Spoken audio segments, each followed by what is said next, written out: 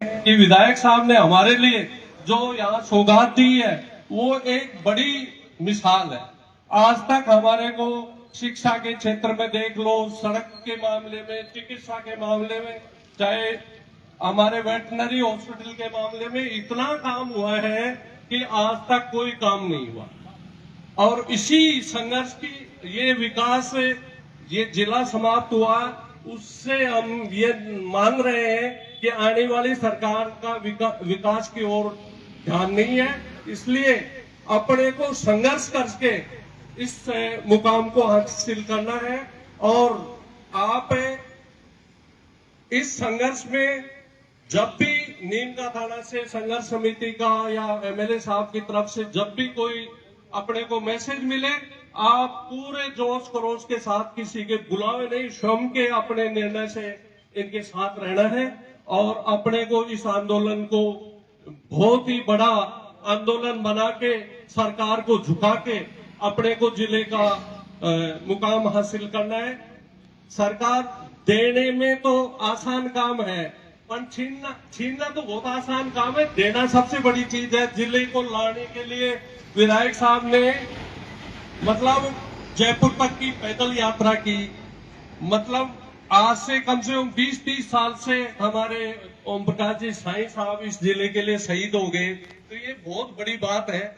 मैं तो यही कहना चाहूंगा कि इस जिले के लिए अपने को कभी भी नहीं रुकना है। जब भी आप इस संघर्ष के लिए जैसा भी हमारे को निर्देश देंगे, हम आपके साथ हैं और पूरा गांव आपके इस जो भी निर्णय होगा उसके साथ रहेंगे। अब आपको 2-3 नारे बोल देता हूं। हमारा जिला, हमारा जिला, हमारा जिला। धन्यवाद।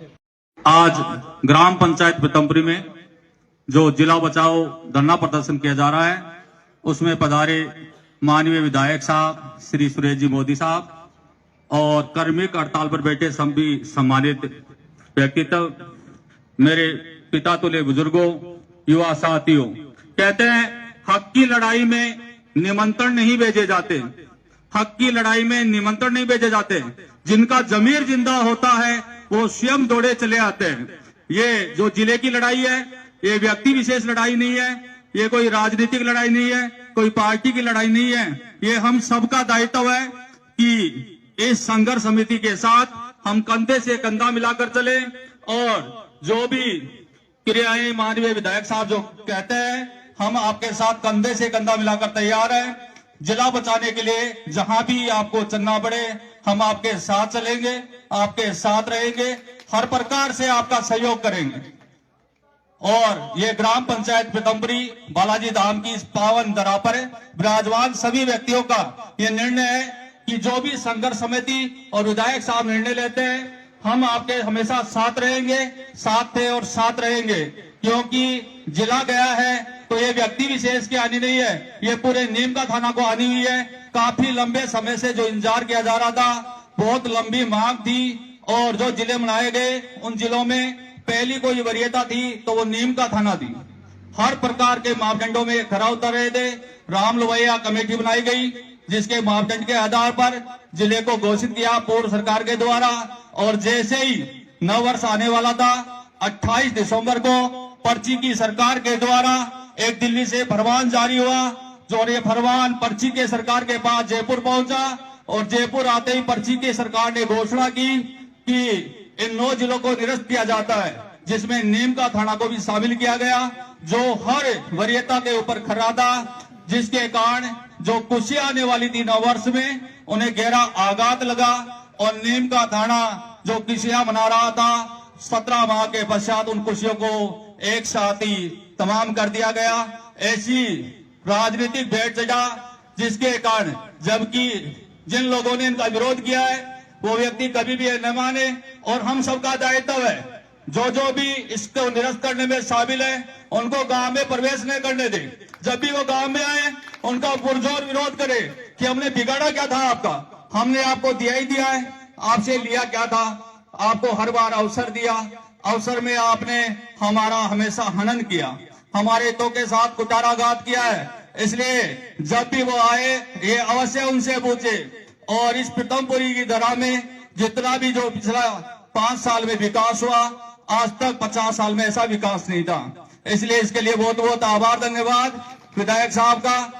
और अब की बार किसी कारणवश सत्ता में नहीं, कांग्रेस सत्ता में नहीं आ पाई, जिसके कारण विकास का जो गाड़ी चली थी वो कुछ समय के लिए रुकी। और इस सरकार में किसी भी प्रकार से कोई ध्यान नहीं दिया जा रहा है। और जिले के साथ जो आघात किया है, कुटाराघात किया है, राजनीतिक व्यवस्था अपनाई है, उसका पुरजोर हम विरोध करते हैं। और जब तक जिला बहाल नहीं होगा ये पुरजोर विरोध चलता रहेगा। विधायक साहब, आप तो हमें केवल एक संदेश भेज देना, हम आपके साथ हमेशा इस जिले की लड़ाई में खड़े हैं, खड़े रहेंगे, हमेशा आपके साथ है इस मामले में।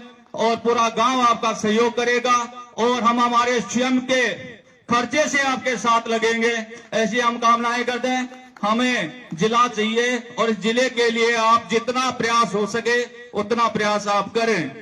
ऐसा हमारा मानना है कि निश्चित रूप से ये जिला वापस आएगा, क्योंकि संघर्ष में व्यक्ति अकेला होता है और जब सफलता होती है तो दुनिया साथ होती है। जो लोग इसका विरोध कर रहे हैं कल वो भी आएंगे कि जिले की लड़ाई में हम भी साथ थे। लेकिन जब इतिहास में ये पूछा जाएगा कि जब जिला निरस्त हुआ तो आप क्या कर रहे थे, तो हम गर्व से ये तो कहेंगे कि हम जिले वापस लाने का प्रयास कर रहे थे, हम उनके खिलाफ नहीं थे। और उन लोगों का सिर झुक जाएगा जिन्होंने इसके कुटाराघात किया है और जिले को निरस्त किया है। यहाँ विराजमान सभी लोगों से मेरा निवेदन है, एक बार सभी जोरदार नारा बोलेंगे, हमारा जिला, हमारा जिला, हमारा संभाग, पर्ची की सरकार होश में आओ, होश में आके काम करो, काम नहीं तो डूब मरो। पर्ची सरकार होश में आओ, होश में आके काम करो, काम नहीं तो डूब मरो। धन्यवाद।